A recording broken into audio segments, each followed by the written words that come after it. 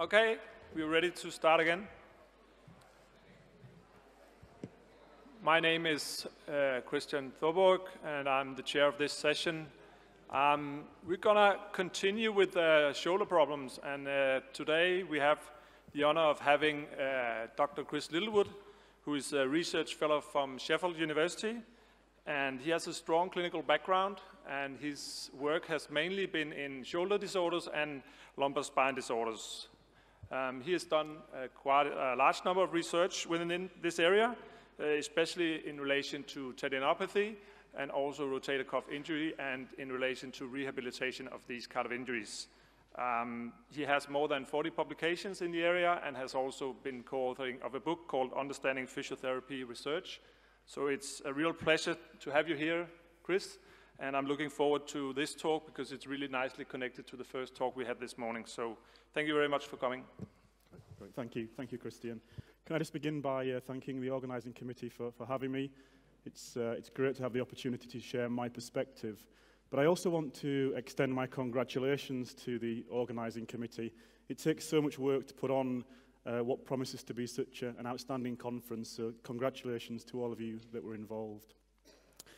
So, my perspective on rotator cuff tendinopathy. I think the outcome might be a little bit different to Andrew's before, but hopefully I'll take you on a journey and share where my thinking is now and where it might go in the future.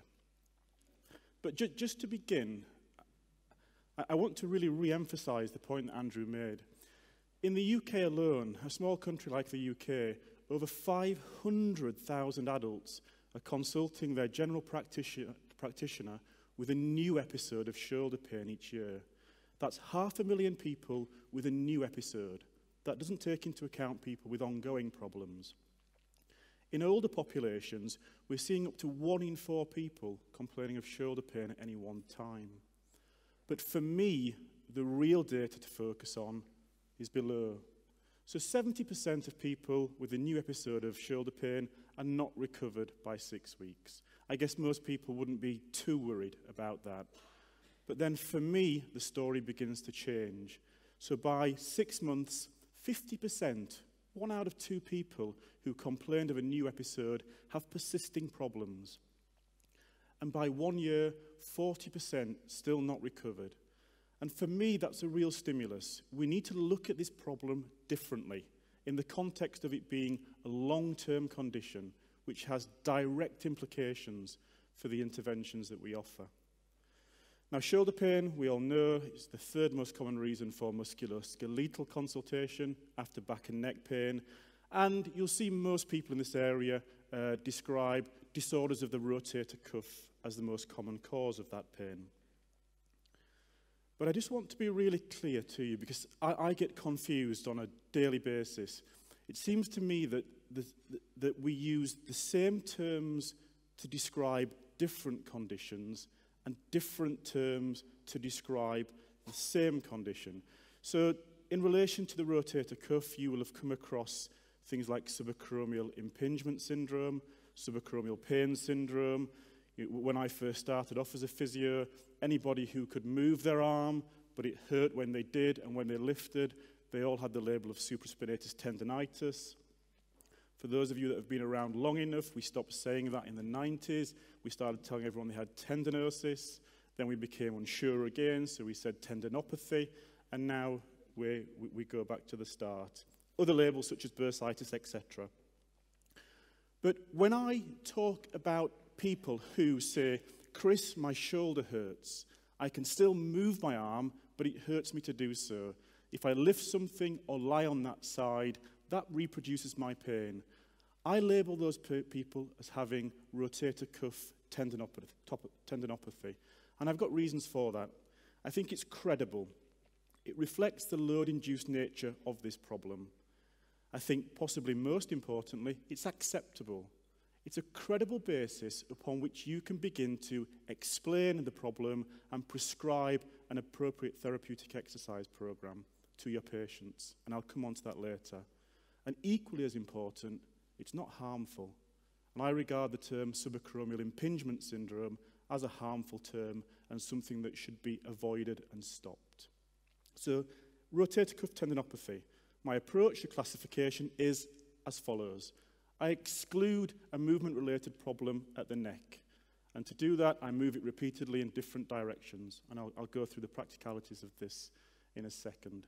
I think I prefer a repeated movement assessment because my starting preference is to keep the control with the patient. I look to exclude people with movement restriction at the shoulder because I think the interventions that benefit people with movement restriction might be different to those that benefit people without restriction. And to do that, I look at lateral rotation. And I look to confirm the problem by reproducing their pain with resisted testing. That's what I mean when I say rotator cuff tendinopathy. I'm quite sure that some of you will contest that and have different terms that you use. All I do is ask you to reflect on why you use those terms and where the evidence is taking us. That might not be the term that I use forever, but at the moment, for me, that's the most acceptable and credible terminology for this group of people. Okay, so typically, if people come to see me and they say, Chris, my neck or shoulder hurts, if they grab around the trapezius, I would say that more often than not, that is not a shoulder or a primary shoulder-related problem. When people grab their upper arm and say, Chris, my shoulder hurts, that's one sign. Rather than do any specific testing, the first thing I ask the patients to do, once I've got their consent and determined what their expectations are, I say, is there something that you can do that reproduces your shoulder pain? So I look for some kind of functional test. And for the majority of people, a simple upper limb movement will do that. And that's my baseline test. I then ask them to repeatedly move their neck, so retract and repeat, reassess the baseline. So you've moved your neck now. As you move your arm, does it feel any different? And we're looking for substantial changes. If it doesn't, we might move on to retraction, extension of the neck. And again, after a procedure of maybe 8 to 10 repetitions, I ask the patient to do the functional test again. If the sagittal plane movements have no effect, I look for side flexion one way, side flexion another way. If there's absolutely no movement, no change in presentation at the shoulder, that's where my cervical spine assessment will end on day 1. If there's some uncertainty, I might look to overpress into directions or explore rotation. So once I've excluded the neck, according to my process, I look to see whether they have at least 50% of lateral rotation. If they do, for me, that excludes people with a primary problem of shoulder limitation. I then look to do repeated tests, resisted abduction, lateral rotation, possibly flexion, not necessarily just at arm by side, but for some people, particularly the more able, you might need to look at loading in mid-range or functionally in a weight-bearing task, for example. That's up to you as a professional clinician to decide what might be the most appropriate resisted test to use. And that's my assessment on day 1. If I can exclude the spine, exclude restriction, and confirm with a resisted test, my provisional classification is that of rotator cuff tendinopathy. And of course, whenever I do a presentation like this or talk to people, people rather consistently come back and say it's too simple. What about this? What about that? So I thought in the presence of such an audience, I should justify that approach before I get into the specifics of therapeutic exercise. Because for me, if you're going to use a test, if you're going to make a diagnosis or a classification, those tests should have some degree of reliability. You should be able to agree with yourself if you repeat the test and agree with another clinician. Importantly, I think a test, a diagnosis, or a classification system should inform your management planning if it's going to be useful. Or if it can't inform management planning, it should have at least some bearing on prognosis. And when we look more closely at some of the tests and the scans we use, they don't fulfill these criteria. So with a group of colleagues a few years ago now, we did a systematic review looking at what people regard as these special orthopedic tests. The Hawkins-Kennedy, the empty can, the near sign, the Jobs, etc., etc. And we concluded from this systematic review that there is no consistent evidence that any examination procedure used in shoulder assessments has acceptable levels of reliability. So that means if I do a test today on a patient, and that patient doesn't change, and I repeat the test, I might well disagree with myself. If I do a test, and as often happens, you're confused, you go and see a senior colleague, they repeat that test, they get a different answer. That's not because of your incompetence, that's because that's a product of the test that we're using. They have poor levels of reliability. And the importance of this is that we often justify treatment on test, retest. And if tests have poor levels of reliability, how can we be confident that the change we see is real and not just our perception? Jeremy Lewis has been talking about this for a long time now, that special orthopedic tests, maybe they're sensitive, but not specific. So essentially, they hurt people with shoulder pain, but they also hurt people without shoulder pain. And it's completely unrealistic to think that these special tests selectively tension any of the tissues in our shoulder. For those of you that have been fortunate enough to train with cadavers, not fellow students, cadavers themselves, then you'll notice that the functional unit, the rotator cuff, the shoulder, is a functional unit. And the idea that a specific test can locate one of those structures is just not realistic. And essentially, the truth is, if your patient comes to you and says, I've got pain in my shoulder, and then you do a whole series of these tests, and legitimately, at the end of those tests, they say to you, what can you now tell me about my shoulder pain? What have those tests told you? All that you can tell them is that their shoulder hurts. But you'll have spent 15 minutes, 20 minutes doing that, and they told you that right at the start of the consultation. Now, with regard to imaging, we're seeing a real proliferation of the use, particularly of diagnostic ultrasound within MSK.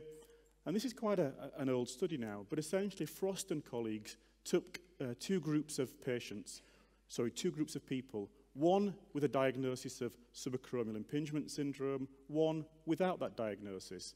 And what they wanted to know was, can we differentiate the symptomatic group from the asymptomatic group based upon pathology? And no surprises, they couldn't. They could not differentiate those with shoulder pain from those without shoulder pain based upon the findings of the scan.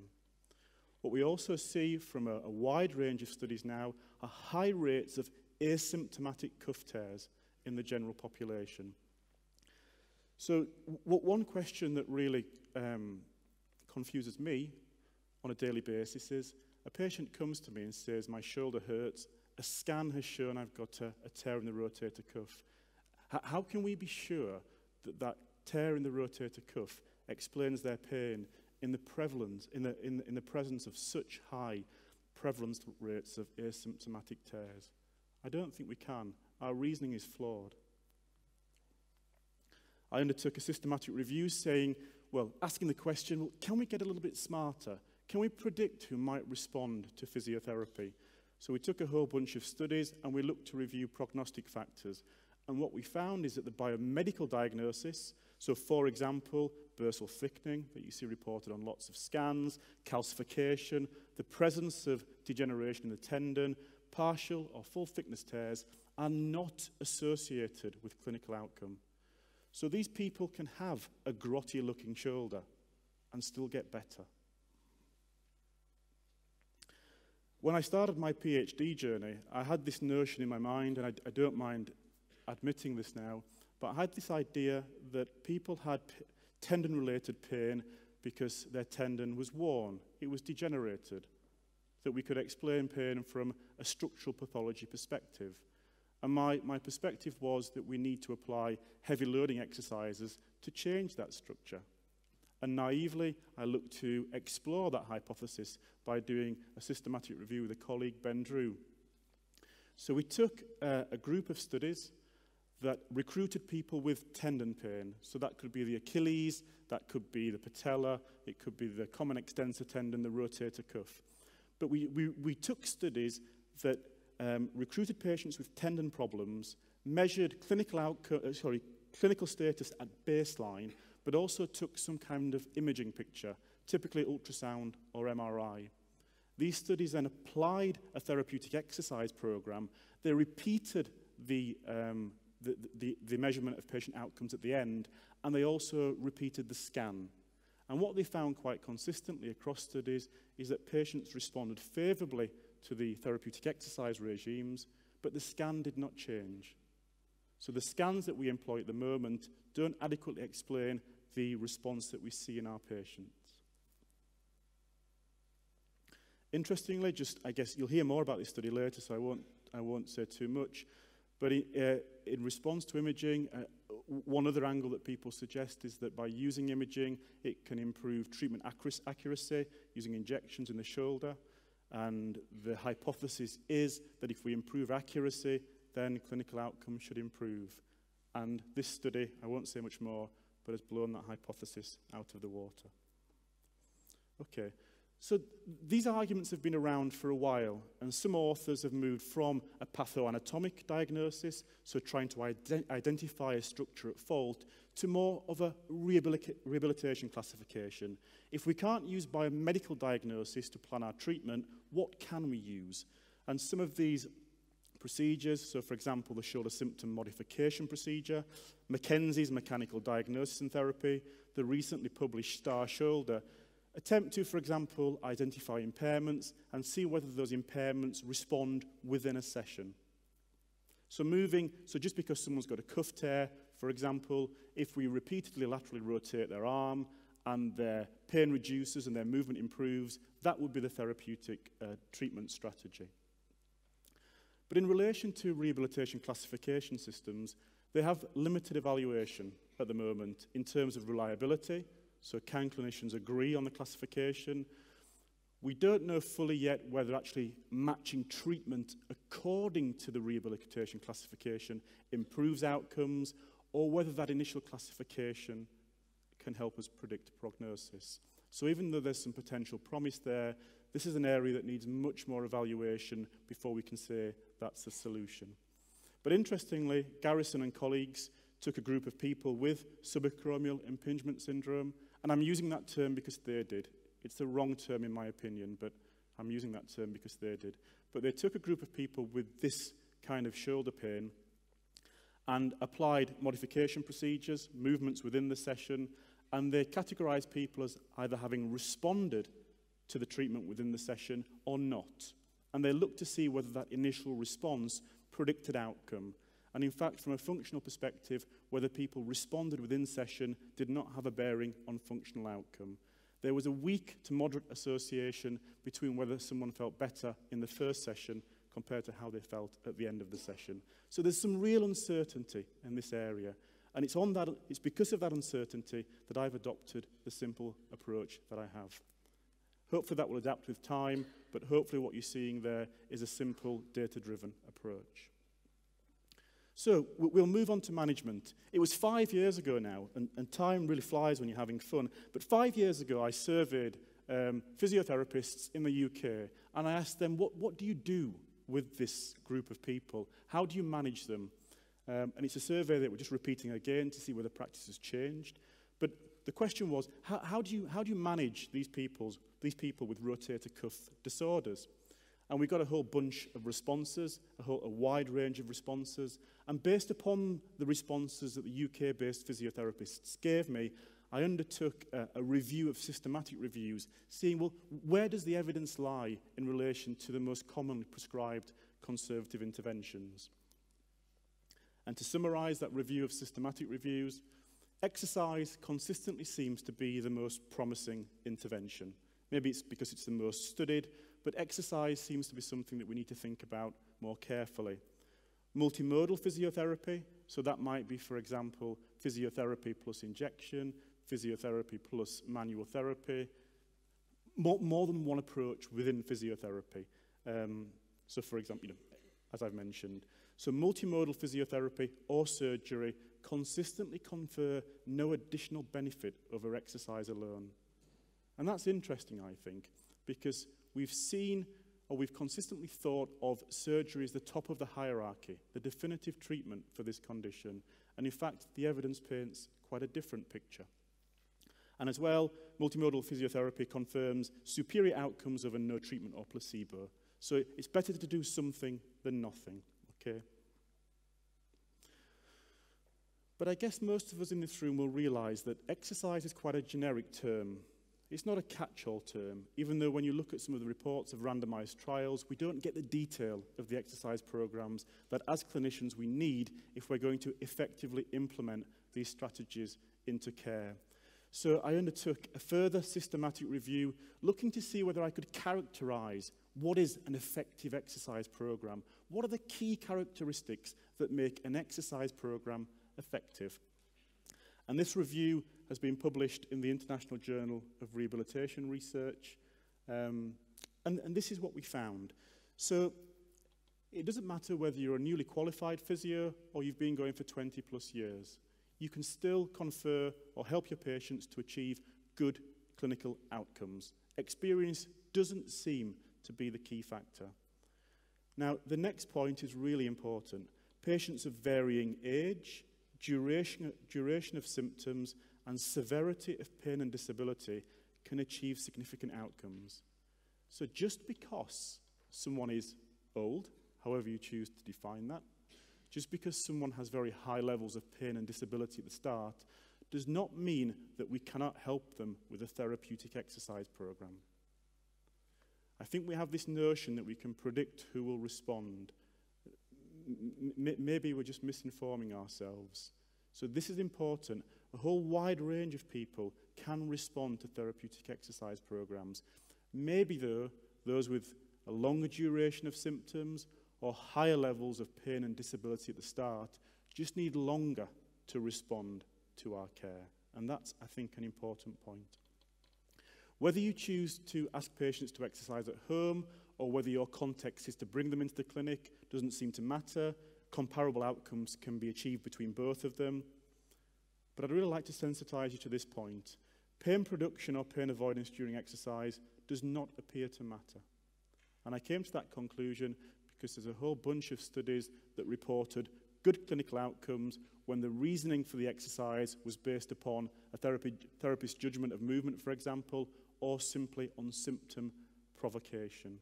So the idea that we need to avoid pain with these patients just doesn't hold true. And I guess this goes back to one of the questions before, this idea that we need, as physiotherapists, a window of opportunity provided by a corticosteroid injection. We don't. We can achieve good clinical outcomes even when the patient comes to us with moderate to severe levels of pain. I'll go on to describe later because my preference is still to prescribe exercise based on symptom response, so based upon pain. And I think there are important reasons with regard to treatment progression and also self-monitoring. So a patient knows when to progress their exercise if you're using pain as the response. But critically, remember what I said about this problem earlier. We should be considering this in the context of other long-term conditions. People don't tend to respond to management programs for rotator cuff tendinopathy quickly. It takes time. And one thing that we need to be facilitating is self-monitoring. Where are you starting? Where are you going to? What is the journey between?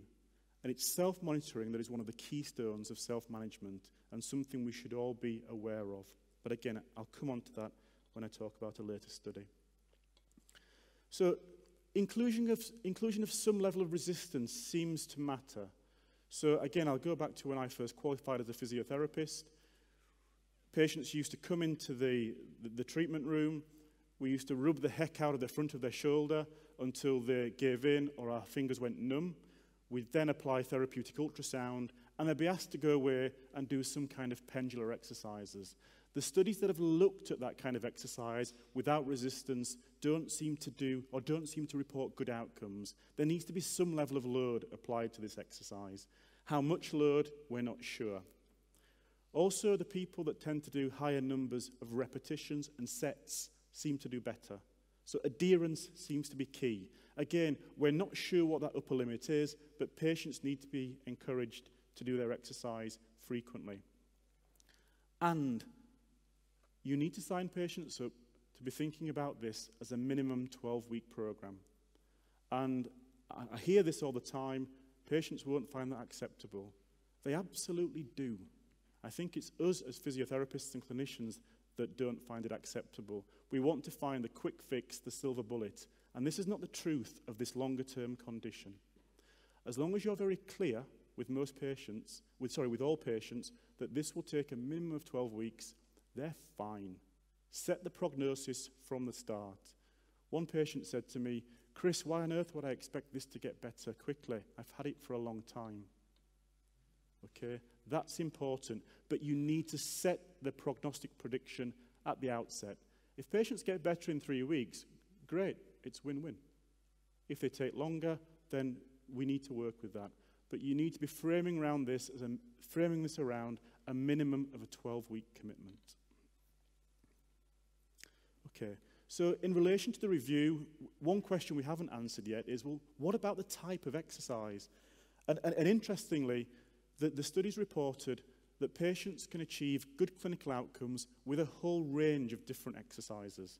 What appears to be the key feature at the moment is getting people to do that exercise regularly. But one type of exercise that features quite frequently are these scapular stabilization exercises, what some people refer to as motor control exercises. So you would expect that the case for inclusion in therapeutic exercise programs is strong. But I guess most of us now know scapular dyskinesis is present in those with and without shoulder pain syndromes. And for me, the next study was really important. They reported that the scapulae of dominant shoulders shows greater retraction and upward rotation at all points during elevation of the arm. Now, why is that important? It's important because we tend to assess dyskinesis with reference to the asymptomatic side. But what this study suggests is that we're asymmetrical beings to begin with. So if we try and assess one side to the other, we're different to start with. Okay, so reasoning based upon that is potentially flawed. Liz Ratcliffe published a review in the British Journal of Sports Medicine in 2014, asking the question, is there a relationship between this shoulder pain syndrome and scapular orientation? And some interesting conclusions, I think, that we should all take note of. Currently, there is insufficient evidence to support a clinical belief that the scapula adopts a common and consistent posture in this pain syndrome. So that fits with some of the previous evidence that I mentioned. But it also raises the possibility that deviation from a normal scapular position may not be contributory to this impingement syndrome, but just part of normal variation. Maybe one thing we need to consider is that as musculoskeletal clinicians, we're often taught from the perspective of a textbook and an ideal neutral posture. Well, maybe that isn't the case in real life. Like some other approaches to assessment, the levels of reliability for scapular dyskinesis are poor, whether you choose to use low-tech or high-tech means. And sometimes we even struggle to agree whether dyskinesis is present or absent, never mind the finer detail. But interestingly, and this also reflects the low back pain experience, and I'm a real believer that we should learn from history and not repeat the same mistakes. But as with low back pain, what we're seeing in the shoulder is that there's no clear advantage in terms of clinical effectiveness of specific scapular stabilization exercise programs versus just general exercise programs. And two studies to quote, Philip, who's sat in the audience, we'll look forward to listening to him later in the Congress, and Camargo, a more recent study. Essentially, they took two groups of people and a group of people and randomly allocated them. They took measures of clinical status at baseline and also measures of dyskinesis. They applied a therapeutic exercise program, and with Camargo, some manual therapy also. And just like the previous systematic review that I talked to you about, patients responded to the therapeutic exercise program, but the measures of dyskinesis did not change. And I'd just like to draw your attention to the conclusion from Camargo et al. In 2015. The noted improvements in pain and function are not likely explained by changes in scapular kinematics. Okay. So on this basis, I wanted to conduct a pragmatic study in relation to the rotator cuff. And this is the protocol, the basis of what we did, which is published in BMC musculoskeletal disorders, and I want to go on to describe some aspects of this research. Going back to my point earlier that many clinical trials report less than a paragraph of their exercise intervention. For those of you that are interested in the exercise intervention that I'm about to describe to you, it's described in full in a published paper in the Physiotherapy Journal. If you don't have access to that, then you can access the paper freely through my webpage at the University of Sheffield. There's an open access link there, so you can get the detail if you wish, okay? But the full detail is in there. But briefly, in this study, we looked to compare a single self-managed exercise versus usual physiotherapy treatment. So usual physiotherapy was the physiotherapist prescribing whatever intervention they would usually prescribe, whether that be exercise, whether it be motor control exercise, whether they choose to strap their patients up, put some needles into patients, maybe use some manual therapy, injection. That was up to their discretion. So that was the comparator group. You do what you feel is necessary and usual. In the single exercise group, patients were prescribed just one exercise at a time. At any one time, they only took one exercise. They knew how to progress that exercise in terms of how to make it harder. So just for example, they might go from an isometric exercise at their side to mid-range abduction with a dumbbell or a tin of food, for example. So they knew how to make the exercise harder, but they knew how to make the exercise easier if their pain response was too much for them. What might happen over time is they might be prescribed one exercise, but as the clinical status changes, we would prescribe another exercise in relation to the status, but they would leave the last exercise behind. So it was only ever one exercise. And it was prescribed on the simple basis that the exercise should produce pain during movement and it should be no worse afterwards. That's as simple as it got. If the movement reproduced their pain and settled afterwards, then that was the direction that we prescribed the exercise. Now, what people often ask me at this stage is, well, how many out of 10 do you prescribe your exercise? When is too much? When is not enough? And I've got to admit, we took a very simple approach because I couldn't make sense of prescribing an exercise for 3 out of 10 that might mean something to one person and something to another. I couldn't make sense out of prescribing an exercise that was 5 out of 10 that might mean different things to different people. So it was really simple. And I'd be great to, when we're talking over the next few days of the Congress, to get any of your thoughts.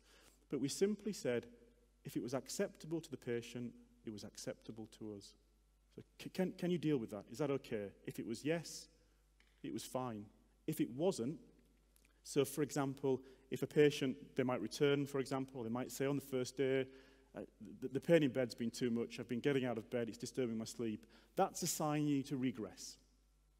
If pain was stopping during exercise, that's a sign they need to progress, make it harder for themselves.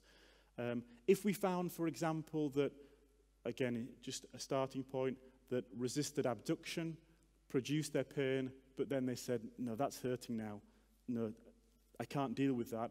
What we might do is look to lessen the load or typically change the direction from abduction to lateral rotation to flexion, as long as the exercise produced pain that was acceptable to them afterwards.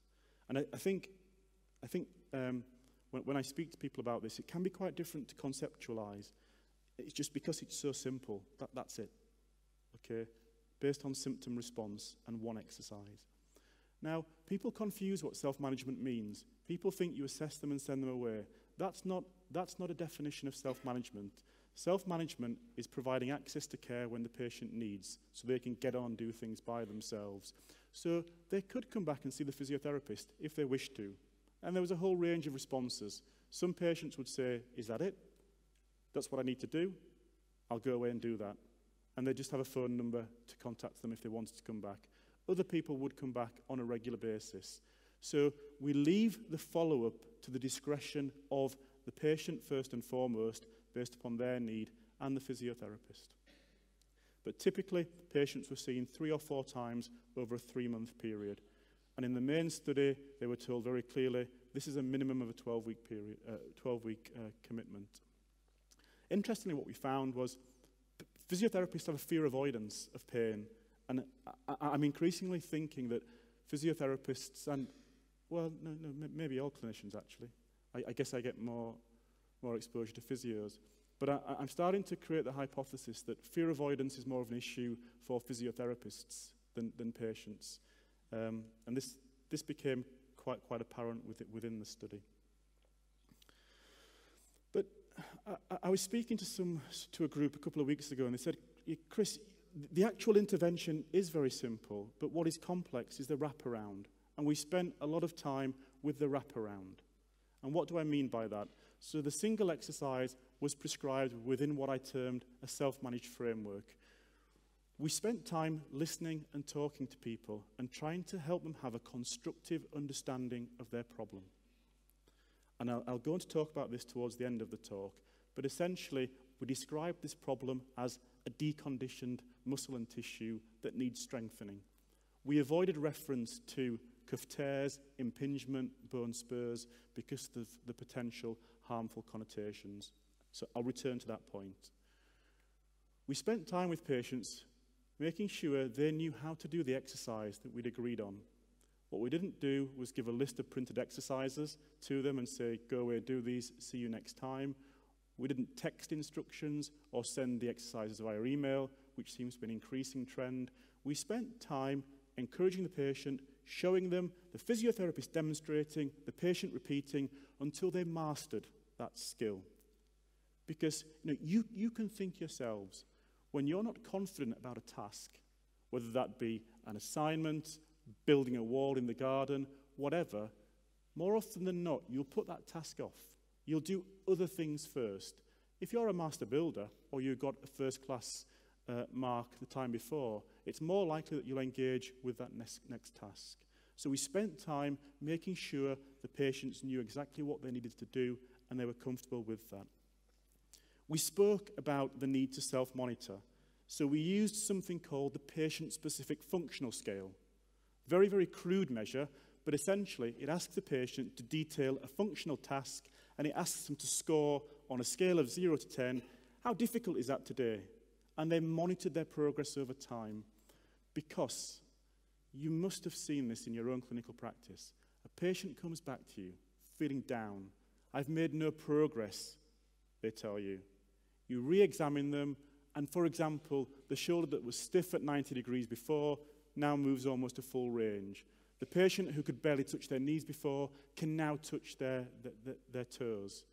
Patients get lost in this long journey. So giving them the capacity to show how they're changing over time is beneficial. Just like it might be beneficial to regularly weigh somebody in a weight loss program. We need to get better at facilitating self-monitoring because MSK conditions take time to respond. So they use the patient-specific functional scale. But critically for me, they also used an exercise diary, which was a monitor of their adherence to the exercise program. And it gave a message about how serious we were about the exercise and regularly adhering. And it was a simple tick box exercise diary. It's available on the paper that I mentioned earlier that describes this exercise intervention. But essentially, if the patient had done their exercise, they ticked it. If they did it again that day, it was 2 ticks. They drew a picture of themselves doing the exercise and listed down their specific instructions in their words. And that was a way of monitoring their adherence over time. And by asking them to complete a diary, it shifts the whole basis of the consultation from how's your pain to how have you adhered to what we've been asking you to do. Quite a different dynamic, quite interesting. And for some people, they found it quite useful to see, I've missed a day's exercise, I need to get back on it. Just like the person in the weight loss program, I've put a kilo back on, I need to get on it. It was a useful form of self-monitoring. The goal setting comes within the patient-specific functional scale, patient-specific functional scale. But importantly, we asked the question on the first day, how are you going to fit this exercise program into your daily routine? So this exercise program took 2 minutes twice per day. We started off with a notional value of 3 times 10, just because that's what everybody did at the time, but we were flexible around that. We might reduce the number of sets, reduce the number of repetitions. We might increase if the patients found it too hard. My own preference is to increase the load, maybe the weight, for example, or the direction or the position of the exercise, rather than getting them to do 40 or 50 or 60 repetitions. There are functional considerations around that, but that's tended to be the approach that we took. But we said, how are you going to fit this into your daily routine? And one chap, for example, pinned his exercise diary into his kitchen. Lovely chap who made his wife a cup of coffee every morning. While the kettle was boiling, he did the exercise, he made his tick, and he went back upstairs. Another lady took her hand weight to work with her. When she saw it on the desk, she did her exercises. Simple. And as I mentioned, the follow-up was proactive. It wasn't routine by any nature. It was, how long do you need to implement this exercise program? When do you think you need to come back? They were given this framework of an average person, which no one is, but typically we see people 3 or 4 times over a 3-month period. What would you like to do? If I was to do the study again, then what I might do, as much for the therapist's sake as the patient, then I might insert a shorter-term follow-up as a suggestion, maybe a telephone call just to check base, maybe after a week or so. But most patients seem to manage fine. On that basis, we did a pilot trial in private practice, so away from the UK National Health Service. We recruited to target very, very quickly, and most people were willing to be randomized, even in a private practice setting. We retained all 24 patients at 3 months, and the exercise adherence rates were excellent, which contradicts some of the other literature. I'll mention the SPARDI a little bit later, but the SPARDI is the Shoulder Pain and Disability Index. It's a very commonly used outcome measure. It's the most commonly used outcome measure in trials of conservative care. And essentially what we found is that both groups improved over that 3-month period. The self-managed group slightly more than the usual physiotherapy group, but again, because of the numbers, there's no degree of certainty around that. But both groups improved by what we'd regard as a clinically significant amount over the first 3 months. So what did that tell us? Well, it showed us that we could apply simple criteria and recruit people, and it also showed us that our intervention was feasible. And interestingly, and again, I'll show you more data, just have a think about the change over the first 3 months. People were prescribed a painful exercise regime, but still improved. Okay, and it was comparable to usual physiotherapy care. So that might be a stimulus, or sorry, a challenge to some current existing thoughts about the need for a window of opportunity or relative rest in that early phase. Once we'd done the pilot study, which, sorry, again, the pilot trial is reported in the Physiotherapy Journal, and again, it's freely accessible through my webpage at the University of Sheffield. Similarly, the main study, the multi-center randomized trial, that was published in Clinical Rehabilitation, but again is open access on my webpage. But this was a multi-center trial using 3 centers, one in the north of England, one in the Midlands, and one in the south. And we recruited patients, 86 of them referred into physiotherapy. And we used this very simple classification system. So can you still move your arm? Can we exclude people with a stiff shoulder? Can we exclude people that we believe might need treatment directing at their neck first? And can we reproduce your pain by resisted testing? As I mentioned, patients were randomly allocated to this self-managed exercise intervention or usual physiotherapy treatment. And that was as described. And when I looked at the patient records, typically the physiotherapists in the UK were using a greater range of exercises, often including motor control exercises.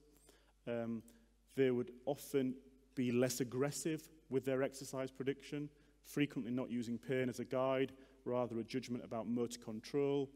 In some centres, there was a tendency towards manual therapy. In some, a tendency towards some electrotherapy, which again was an interesting finding, maybe more led by the ethos in the department rather than the evidence. But there was a mix of treatments that were offered in the usual physiotherapy arm. We followed people up 3 months after randomization, 6 months and 12 months. And this shoulder pain and disability index was the primary outcome. So this is valid and reliable for use in this population. And what we tend to crudely say is that if patients change by 10 points on this SPARDI, it would be regarded as a clinically significant change. So that's something that you as a clinician might recognize as a good thing, and the patient might say, my arm is feeling better. Okay, so we randomized 86 patients, 42 to the self group, 44 to the usual physiotherapy treatment group. But we lost patients over the 3 months. So in this context, we need to be cautious about how we interpret these results. We lost people. Reasons are not clear. But what was apparent was that we lost patients across both groups. Initially, when I entered this study, my concern was that the intervention, the self-managed intervention, wouldn't be acceptable to patients. From the qualitative work we did, that doesn't seem to be the case. But we lost patients across both groups. And interestingly, they seemed to be the younger patients who reported higher levels of pain and disability. So maybe these are people who perceive themselves as having more complex problems, and maybe the way that we're engaging with them isn't addressing those issues. And here's what we found. So both groups starting at quite high levels of pain and disability, according to the SPARDI, 49 at the start, and both groups improved by what would be regarded as a clinically significant amount over the 3 months. So mirroring what happened in the pilot study. We couldn't report any significant change between groups at any time point, but what is quite interesting, and tends to be atypical in trials of this nature, because most treatment is offered within the first 3 months, what we saw between 3 and 6 months in the self-study, within the self-managed arm, is that patients continued to improve by what would be regarded as a clinically significant amount. And this is something I'd really like to explore further in a bigger, wider study in the future. Okay, so that's exercise, but for me that's only one side of a very big story. You know, I mentioned earlier that we need to be thinking about credible and acceptable explanations for our patients. Why would a rational patient engage with a 12-week exercise program if they don't understand the reasons why? And I'm not sure we do a good job at this. And one reason is, when we ask the question, what is causing the pain of tendinopathy, as we heard quite eloquently from Andrew earlier, we just don't know. There's lots of uncertainty. So that makes our job hard. What we've seen is the development of pathology pain models, so by Craig Purdom, Jill Cook, for example, and that was adapted to the rotator cuff by Jeremy Lewis in 2010, that describe these 3 phases of reactive, disrepair, and degeneration. And when you look at the literature, the continuum model describes the change in pathology as according to the data. But as we've heard, and as we know, that the relationship between pathology and pain is far from straightforward. And for anyone that's interested, I had the opportunity to speak with Craig, Jill, and Ebony Rio, who's doing lots of good work in Australia via a British Journal of Sports Medicine podcast, which was almost 2.5 years ago now. But I asked some of the questions that I had to the 3 of them. So for any of you that are interested, that might be a useful 30 minutes of your life. Okay. So for those people that recognize the disconnect between pathology and pain, we've seen more exploration in relation to the biochemistry of pain and tendinopathy. And so some people are suggesting that, for example, it's the biochemical mediators, substance P as an example, that are driving the nociceptive input, either by stimulating the nociceptive afferents or reducing the threshold at which they fire. We heard a wide-ranging review from Andrew before about the range of the role of inflammation within tendon problems. But again, there's still lots of uncertainty. We just don't know. So we need to make some useful foundation upon which we can talk to our patients about the problems that they have. And for those of you that have an interest in this area, Ebony Rio and colleagues wrote a really extensive review a couple of years ago now, looking at these kind of factors in tendinopathy. And they concluded that there are many biochemical changes in tendinopathy, but none of which can fully explain tendon pain. And 2 years on, I think that conclusion still holds true. But then there are some really important thinkers in our world for me, And Lorimer Moseley is one of them, who consistently says, and I think this quote is attributed to him, but maybe didn't originate from him, but we know that nociception is neither sufficient nor necessary for a pain experience. It's more complicated than that. And as I was thinking, these previous pathology pain, these biochemical models, are not thinking about the person within the pain experience. And I constantly go back to a patient that I saw a while ago now, but he was a stimulus for this slide. But what is the likely output, the pain complaint of a patient who believes that their shoulder pain is being caused by tissues being compressed, being catching, being irritated by, for example, a bony spur, bony outgrowth? What is their likely presentation when you ask them to move? I would suggest an exaggerated and often fear-avoidant response.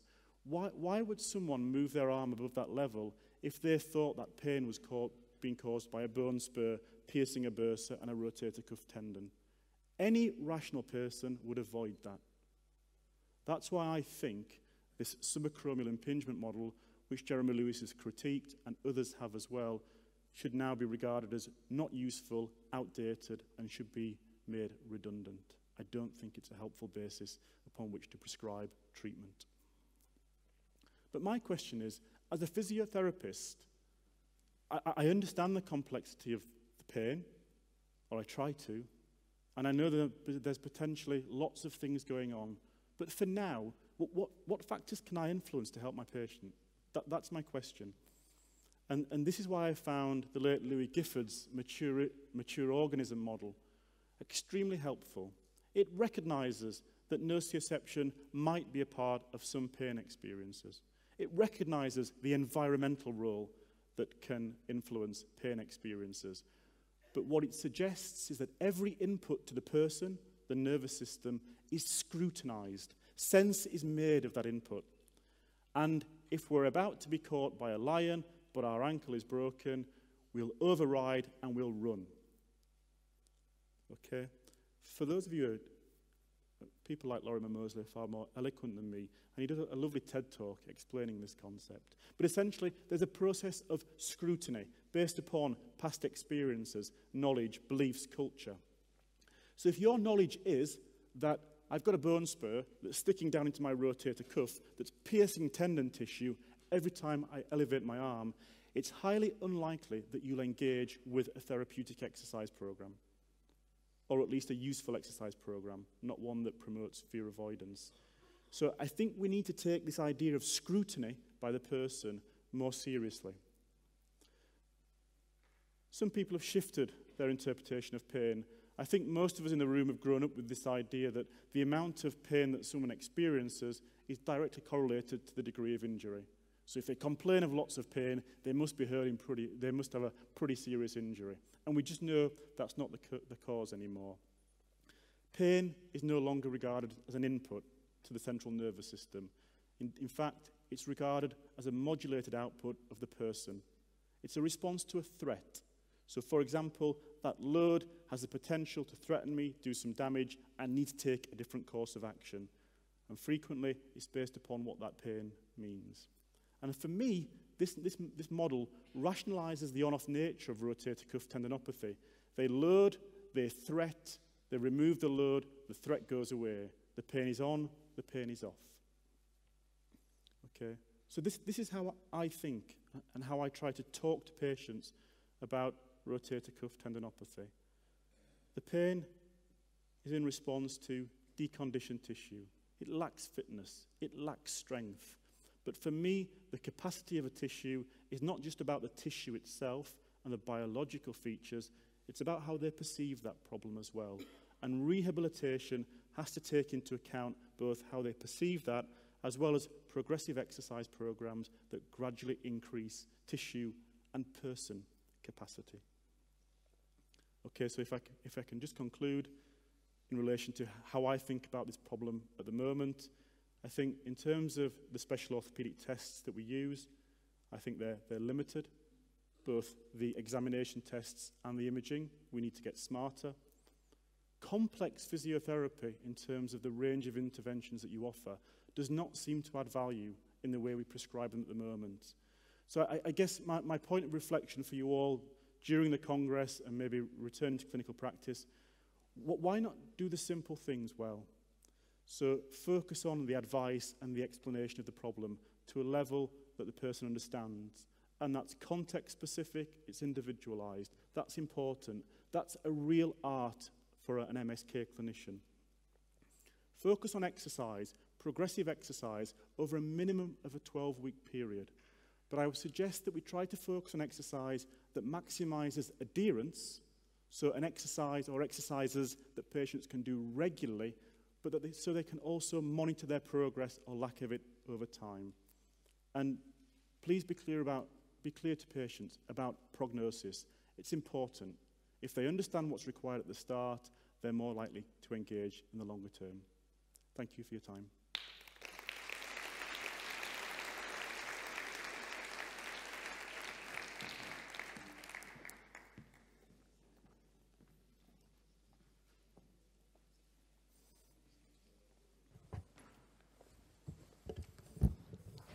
Thank you very much, Chris. Just like to start by commending you on your talk, and especially what I think is absolutely brilliant and what we all can learn from is your systematic approach to this problem. So doing the systematic reviews, doing the pilot trial, and then do the trial is something that I think we should all aim for. Now we go to questions from the floor, and I have one question before, but if you can just raise up your hand and then just present yourself. Yeah, there's one over there, so let's just start over there. Yeah, Torsten, I think it is. Hi, Chris. Excellent talk. Thank you very much for that. Adam Meekins from the UK. Your high dropout rate that you had in your trial, could it be that the patients actually just got better and didn't need to come back? Again, I think the notion that patients did get better, I don't think holds true. Patients don't seem to get better. You know, this is a long-term problem. I think there are other issues that we're not considering, even though we often reassure ourselves that patients don't return in certain contexts because they're better. I don't think so. And the trend that we saw from, the early trend from non-responders was no different to responders. I just think, for whatever reason, whether they didn't think the intervention was appropriate for them, or whether they found another provider, for example, maybe some got better, but I don't think that explains the dropout in this context.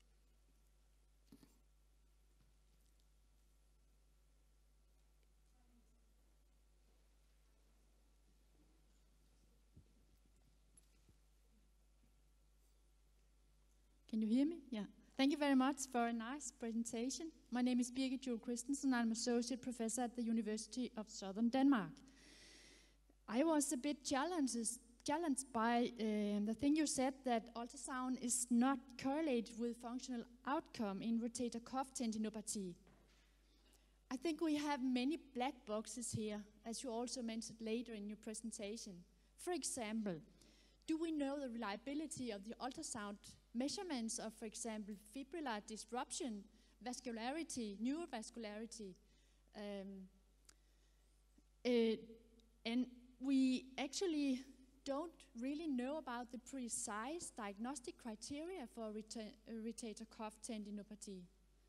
Third thing is that the evidence for treatment is also very weak. Is it high load? Is it low load? And actually also as the fourth part, very seldom is the effect of an intervention in rotator cuff tendinopathy measured by ultrasound measurements. Actually, a recent study on Achilles tendinopathy. Can we get to the question, please? Yeah, I just was challenged by this ultrasound remark of you. Yeah, I mean, sure. I made this comment on Twitter this morning. Current conclusions are based upon current methods, and maybe some of the uncertainties for the reasons, reliability, for example, people not doing this very well. Or maybe the alternative conclusion is that we're just going down a dead avenue and that this won't provide the answers that we think it will. I'll be quite surprised if we find all the answers to the pain of our patients in a reductionist scan. But maybe if the methods improve, we might find new insights, and there's certainly research around there. But I think the messages that I offered this morning are based upon the data and current methods. Yes, Okay. Is there any more questions? Yes, please. Okay, I'll take one in between, and then you can go, and then we'll end this session. Okay, so Chris, you showed that it's here. You showed that there was 30% that sort of didn't. Sorry.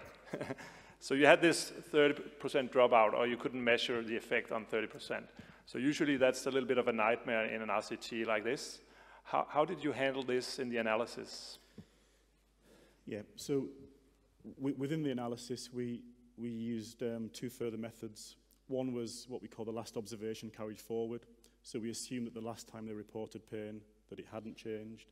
And we also used a process called multiple imputation that looks at the average of the other responders and inputs an average outcome point for that patient. It didn't change the conclusions, didn't narrow the confidence interval, which is why we've got to show some caution when we look at the results. But I think the trend is interesting and something that we really need to explore further. We're going down quite a high-tech, expensive route, and I think maybe we're missing some potential opportunities in the simple things done well. So, for example, the appropriate dosage of a therapeutic exercise program. We don't know that information, but instead we're funding studies that have high-tech, expensive interventions, and I think we're missing a trick.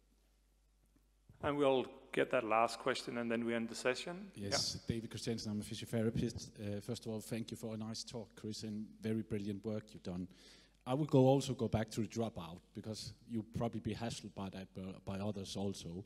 But could that be a matter of compliance, that your patients did actually not adhere to your exercise program and dropped out because they had pain? It could be for a whole range of reasons, as I mentioned, but the dropout was comparable between the two groups. So there was not a larger dropout in... Not from a statistical point of view. 65% in your self-treatment group?